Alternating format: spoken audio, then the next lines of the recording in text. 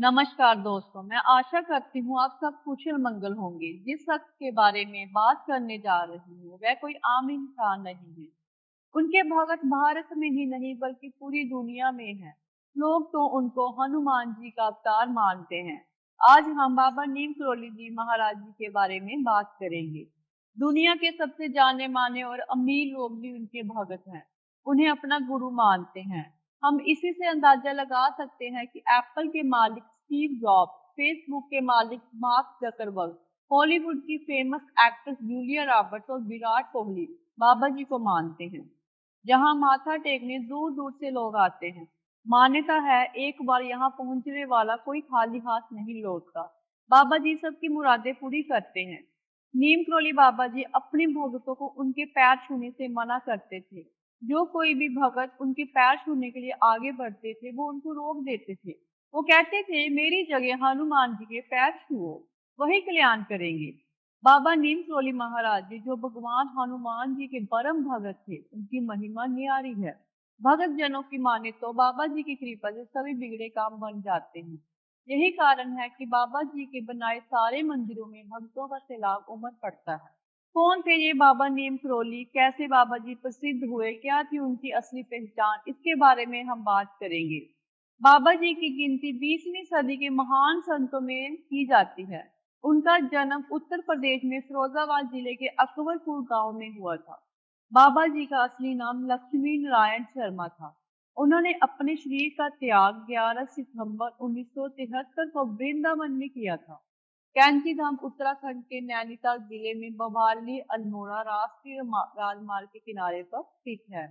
24 मई 1962 को बाबा जी ने पावन चरण उस भूमि पर रखे जहां वर्तमान में कैंची धाम मंदिर स्थित है। उत्तराखंड में बाबा नीम करोली महाराज जी की कई कथाएं प्रचलित हैं। लोगों के मुताबिक बाबा जी 1940 के आसपास उत्तराखंड के प्रवास पर थे। भवाली से कुछ किलोमीटर आगे जाने के बाद बाबा नीम करोली जी छोटी सी घाटी के पास रुके और सड़क किनारे पर बनी पैरापट पर बैठ गए। सामने पहाड़ी पर दिखाई दिए गए आदमी को उन्होंने आवाज दी, पूरन, ओ पूरन, पूरन जहां आओ। पूरन नीचे आया और कंबल में लपेटे अजनबी से अपना नाम सुनकर हैरान रह गया। बाबा जी ने मुस्कुराते हुए कहा, अचरज मत कर, मैं तुझे पिछले कई जन्मों से जानता हूँ। हमें भूख लगी है, हमारे भोजन की व्यवस्था करो। पूरन ने घर जाकर अपनी माँ से बताया कि नीचे पैरापट पर बाबा जी बैठे हैं और भोजन मांग रहे हैं। घर में दाल रोटी बनी थी, पूरन की माँ ने वही परोस दी। बाबा जी ने भोजन के बाद पूरन से गांव के 2-3 लोगों को बुलवा कर लाने को कहा। बाबा जी उन सबको लेकर नदी के पास जंगल में गए और उनसे एक जगह खोदने को कहा। बाबा जी ने कहा, जहाँ गुफा है, गुफा में धूनी है। अचरज में पड़े लोगों ने जब उस जगह को खोदा तो ऐसा लगा कि जैसे गुफा में धूनी किसी ने अभी ही लगाई है। धूनी के पास चिमटा भी गड़ा था। पूरन और गांव वाले हैरान थे कि उन्हें यहाँ पूरा जीवन हो गया और किसी को इस गुफा के बारे में पता नहीं था। पत्थरों के नीचे गुफा, धूनी और चिमटा, हवन कुंड की जानकारी किसी साधारण व्यक्ति को तो नहीं हो सकती। कंबल में लपेटे ये कोई आम इंसान नहीं है। लोग यही सोच रहे थे कि बाबा जी बोल पड़े कि हमारे पास कोई चमत्कार नहीं है। बाबा जी ने नदी से पानी मंगवाया और स्थान का शुद्धिकरण किया। साथ ही वहां कुटिया बना दी। कुछ दिन बाद बाबा जी ने पूरन को बताया कि ये सोमहारी बाबा जी की तपस्थली है। यही कुटिया आज कैंची धाम के नाम से जानी जाती है। नीम करोली बाबा जी का कैंची धाम आश्रम नैनीताल से 20 किलोमीटर की दूरी पर है। सिपरा नाम की छोटी पहाड़ी नदी के किनारे सन 1962 में कैंची धाम की स्थापना हुई, जहां दो घुमावदार मोड़ हैं जो कि कैंची के आकार के हैं। इसीलिए इसे कैंची धाम आश्रम कहते हैं।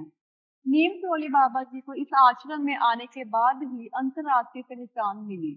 उस समय उनके एक अमेरिकन भक्त रामदास जी ने एक किताब लिखी जिसमें नीम करोली बाबा जी का उल्लेख किया गया।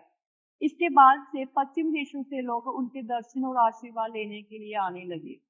22 सितंबर 2015 को जब भारतीय प्रधानमंत्री नरेंद्र मोदी जी फेसबुक के मुख्यालय में थे और बातों का दौर चल रहा था, इसी दौरान मार्क ने कहा था कि जब वे इस सोच में थे कि फेसबुक को बेचा जाए या नहीं, तब एप्पल के फाउंडर स्टीव जॉब्स ने इन्हें भारत के एक मंदिर में जाने की सलाह दी थी।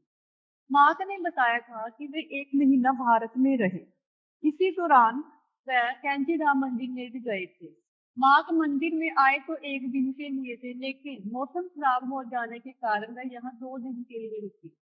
मार्क ने प्रधानमंत्री नरेंद्र मोदी से बताया कि उस समय मैं बहुत निराश था। हालत यहाँ तक आ पहुंची थी कि देश में बेचने तक का मन बना चुके थे। नैनीताल जिले में स्थित कैंचीधाम आश्रम में आने की प्रेरणा मिली। उसके बाद मार्क कैंचीधाम आश्रम पहुंचे। मार्क मानते हैं कि भारत में मिली आध्यात्मिक शांति के बाद उन्हें फेसबुक को नए मुकाम पर ले जाने की ऊर्जा मिली। यूं तो बाबा जी के बहुत से अनसुने किस्से हैं।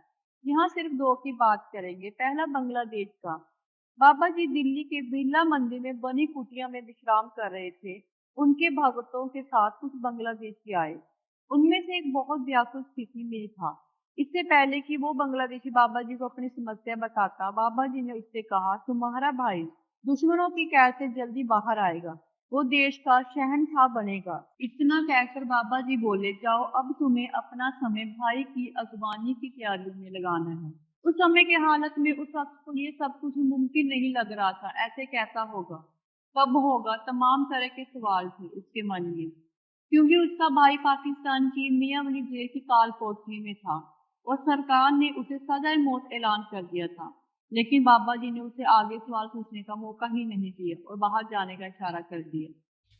क्या आप जानते हैं वो शख्स कौन था? वो आजाद बांग्लादेश के पहले राष्ट्रपति शेख मुजीबुर रहमान के छोटे भाई थे, रिचर्ड एल्बर्ट, जिनको रामदास जी के नाम से भी जाना जाता है। उन्होंने नीम टोली बाबा जी के चमत्कारों पर मिरेकल ऑफ लव नामक एक किताब लिखी। इसमें बुलेट प्रूफ कंबल नाम से एक घटना का जिक्र है। बाबा जी के कई भगत थे। उनमें से एक बुजुर्ग दंपति थे जो फतेहगढ़ में रहते थे। एक दिन अचानक बाबा जी उनके घर पहुंच गए और कहने लगे वे रात में यही रुकेंगे। दोनों दंपति को अपार खुशी तो हुई, लेकिन उन्हें इस बात का दुख भी था कि घर में महाराज जी की सेवा के लिए कुछ भी नहीं था। हालांकि जो भी था उन्होंने बाबा जी के समक्ष से प्रस्तुत कर दिया। बाबा जी वह खाकर एक चारपाई पर लेट गए और कंबल ओढ़कर सो गए। दोनों बुजुर्ग दंपत्ति भी सो गए, लेकिन कहाँ नींद आती। महाराज जी कंबल ओढ़कर रात भर कराहते रहे। ऐसे में उन्हें कैसे नींद आती। वे वहीं बैठे रहे उनकी चारपाई के पास और सोचते रहे, पता नहीं महाराज जी को क्या हो गया, जैसे कोई उन्हें मार रहा है। जैसे तैसे कराहते कराहते सुबह हुई। सुबह बाबा जी उठे और चादर को लपेट कर बुजुर्ग दंपत्ति को देते हुए कहा, इसे गंगा में प्रवाहित कर देना। इसे खोलकर देखना नहीं, अन्यथा फंस जाओगे। दोनों दंपत्ति ने बाबा जी की आज्ञा का पालन किया। जाते हुए बाबा जी ने कहा, चिंता मत करना, महीने भर में आपका बेटा लौट आएगा। जब वे चादर लेकर नदी की ओर जा रहे थे तो उन्होंने महसूस किया कि इसमें लोहे का सामान रखा हुआ है। लेकिन बाबा जी ने तो खाली चादर ही हमारे सामने लपेट कर हमें दी थी। हमें तो बाबा जी की आज्ञा का पालन करना है। उन्होंने वह चादर वैसी की वैसी ही नदी में प्रवाहित कर दी। लगभग 1 महीने के बाद बुजुर्ग दंपत्ति का इकलौता पुत्र वर्मा फ्रांस से लौट आया। वह ब्रिटिश फौज में सैनिक था। दूसरे विश्व युद्ध के वक्त वर्मा फ्रंट पर तैनात था। उसे देखकर दोनों बुजुर्ग दंपति बहुत खुश हो गए। उसने घर आकर कुछ ऐसी कहानी बताई जो किसी को समझ नहीं आई। उसने बताया कि करीब महीने भर पहले एक दिन वह दुश्मन फौजों के साथ गिर गया था। रात भर गोलीबारी हुई, उसके सारे साथी मारे गए, लेकिन वह अकेला बच गया। मैं कैसे बच गया ये मुझे नहीं पता। उस गोलीबारी में उसे एक भी गोली नहीं लगी। रात भर वह जापानी दुश्मनों के बीच जिंदा बचा रहा। ये वही रात थी जिस रात नीम टोली बाबा जी उस बुजुर्ग दंपत्ति के घर रुके थे। ऐसे ही बाबा जी के बहुत सारे चमत्कार हैं। मौका मिले तो कैंची धाम जरूर होके आइए। कैंची धाम बहुत खूबसूरत जगह है। यहाँ विदेशी लोग बहुत आते हैं, बल्कि पूरी दुनिया में बाबा जी के करोड़ों भक्त हैं और कैंची धाम दर्शनों के लिए आते हैं। जय श्री राम।